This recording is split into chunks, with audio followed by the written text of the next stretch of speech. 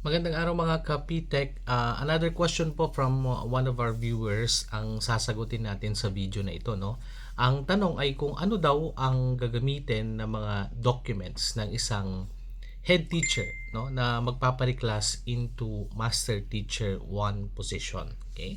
So ang legal basis na gagamitin po natin ay ang DepEd Order number 34 series of 2025 entitled Amendments and Clarifications to DepEd Order number 24 series of 2025. Ayon po sa section number 20, no, under po ng comparative assessment, non-teacher applicants, no, kasama na po dito yung mga head teachers, mga TIC, mga assistant school head designate, or even yung mga assistant principals, no, or even school principals, no, if they would like to switch career lines papunta po ng classroom teaching, applying for a higher teaching positions either through natural vacancy or reclassification, no, shall be required to undergo assessment in both the COI and then the NCOI, no. So ano daw yung rationale, no, behind this na provision?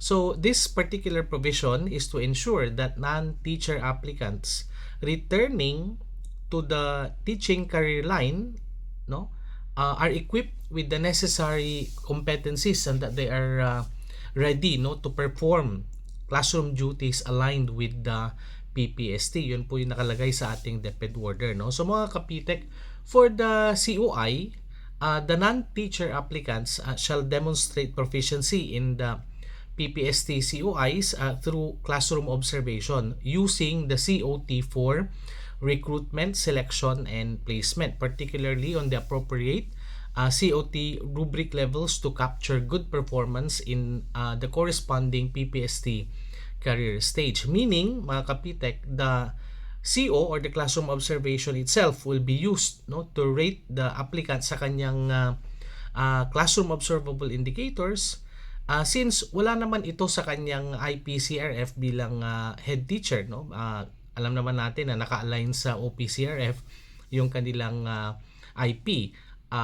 Yun yung condition, no, for that particular utilization, no, ng ating demonstration or classroom observation for the COI. What about for the NCOI? No? For the NCOI naman, the non-teacher applicants may submit relevant means of verifications or MOVs that demonstrate the achievement of the required NCOI, no, and then the assessment of this indicator shall be conducted through portfolio annotations using the portfolio annotation form or the PAF, and through the behavioral events interview or yung tinatawag nga natin na BEI. So I would recommend, no, na mag-prepare po tayo kung kayo po ay nag-a-apply.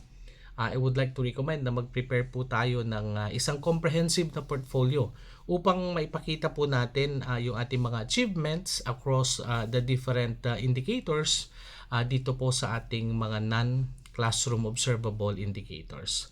There you have it mga kapitek. Sana po ay nakapagbigay ito ng additional information para sa atin regarding the process po ng reclassification or promotion, particularly for the non-teacher applicants. Muli, ang interpretation po na ito ay base lamang sa pagkakaintindi ng inyong The PTech team at anuman pong kautusan or mga issuances galing po sa ating mga higher authorities ay siya po nating susundin at igagalang. Maraming salamat po muli mga kapitek at see you sa susunod po na video.